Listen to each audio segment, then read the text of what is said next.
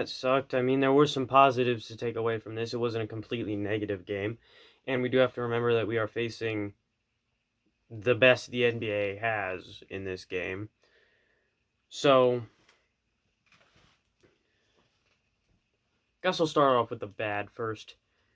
The refs were not the best, but they weren't the worst. There were times where it really seemed like they were leaning towards Milwaukee, but then sometimes they'd be a bit more fair to the Pacers. So I can't say they were completely terrible.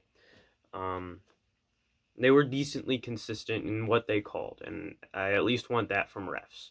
You know, if you're going to call something terribly, call it terribly consistently, not just for one team.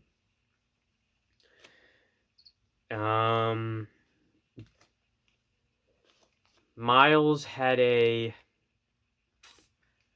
night, not a good one. Didn't score a lot, but usually not scoring a lot is excused from defensive abilities, and he only had one block. I mean, to be fair, he should have had a few more, but they called it fouls when really they weren't fouls. So, really, he should have had 2 or 3 blocks, but I think overall his play was okay. I don't think it's as bad as the box score seems, but it wasn't his best performance.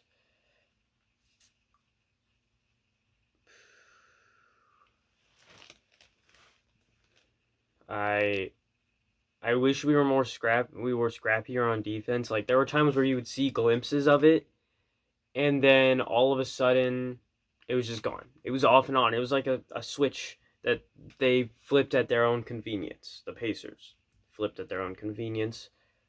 And it's part of the reason we lost this. We didn't stay consistent on defense. We didn't consistently get stops.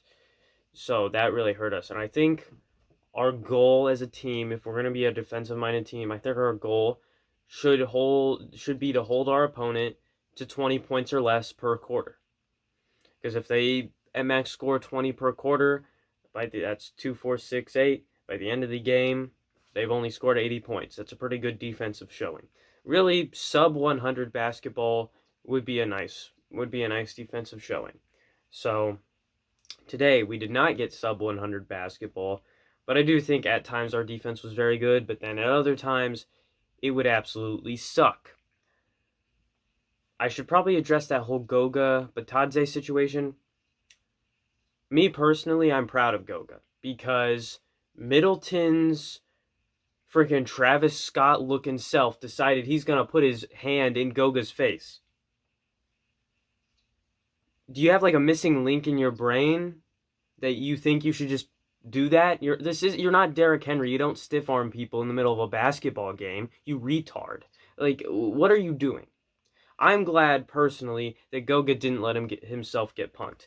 When Middleton got his hand there, slapped it away, kept him away, that's what you do. You don't let yourself get punked. We're supposed to be a tough defensive team, and part of it is stuff like that. Someone tries to come in, touch you where you don't want to be touched, touch you in your face, stuff like that. Try and get away with dirty stuff in the bottom of a scrum. You don't have any of it. You get them right back. You don't let yourself get punked. And then George Hill decided he was going to get in it. Like, George Hill, you're 6 feet tall. Goga's like 6'11". I think we know who's going to win in a fight. Also, I love you, George Hill. You were a great pacer.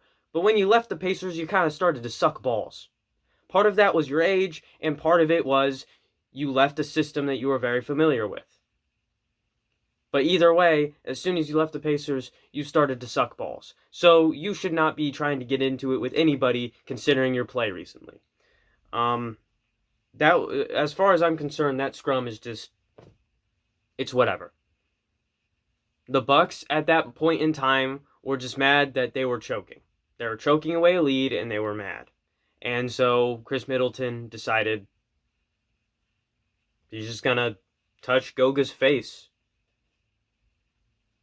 I'm glad Goga didn't let himself get punked, because most players would.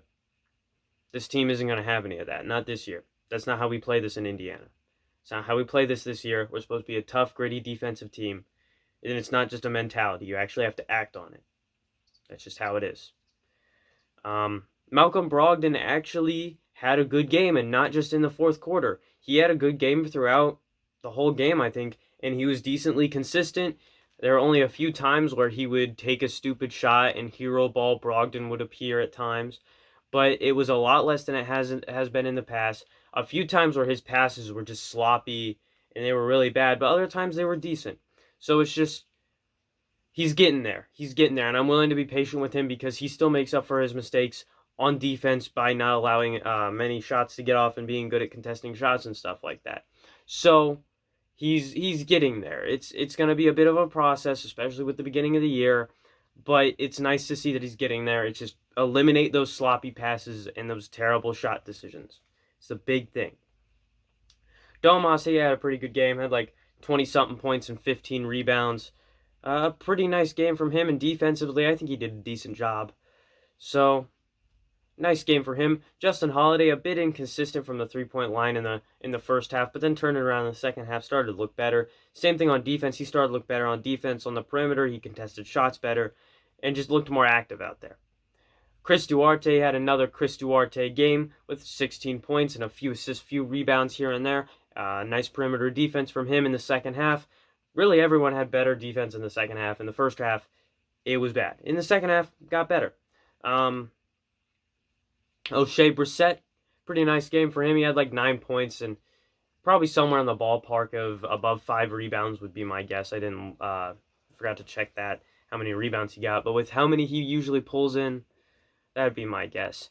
TJ McConnell had a few sloppy passes just like Brogdon, and a few bad shot decisions just like Brogdon, just they happened less often. He scored here and there. His defense was decent. Normal TJ stuff. He was scrappy. He was diving for balls. He was doing whatever he could to help us win the game. Normal TJ stuff. Torrey Craig, we didn't see much of in this game, which I'm kind of disappointed in. I do think we could have used him a bit more at times when we had more momentum, because his defensive ability is much needed when we are starting to struggle on the perimeter, and that's the whole reason he was brought here. So I don't see why we didn't play him more in the first half when our perimeter defense was struggling, when we brought him here to be a good perimeter defender. And I know people are going to bring up the box score for Torrey Craig, and again, you don't go off the box score for Torrey Craig, especially when it comes to his defense. When he was in there, I think he did a decent job on perimeter defense. Goga had a pretty nice night. Just playing back, like his defense was solid. On offense, he got in a groove a bit. He had a nice game. I think it's very nice to have him and Isaiah Jackson in case something like tonight happens, where Miles and Domas are getting into a bit of foul trouble. It's nice to have Goga and Isaiah Jackson at the ready in case foul trouble does happen to come upon us, and they can go out and they're pretty serviceable centers and power forwards to substitute for those guys. So it's nice to have that security. That's the good part of having a team as deep as the Pacers, where your top guy, he's an all-star level guy, but your bottom guy could probably start on like a really terrible team. Well, not our bottom guy. Probably the guy at the end of the rotation could start for like a not so good team. I mean, Jeremy Lamb, maybe. I don't know. They would get meaningful minutes. Like, we're a deep team is what I'm trying to say, and I'm fumbling my words here when trying to explain it, but we are a very deep team, and it's nice to have that because when foul trouble happens and injuries happen and stuff like that, you got guys you can rely on to come in and make the best of their opportunity and want to win. So this one, it's just our defense needed to improve, and we needed to hit some more shots. Overall improvement really from everyone. Nice to see Brogdon starting to slowly work those stupid shots out of his game and those sloppy pass decisions.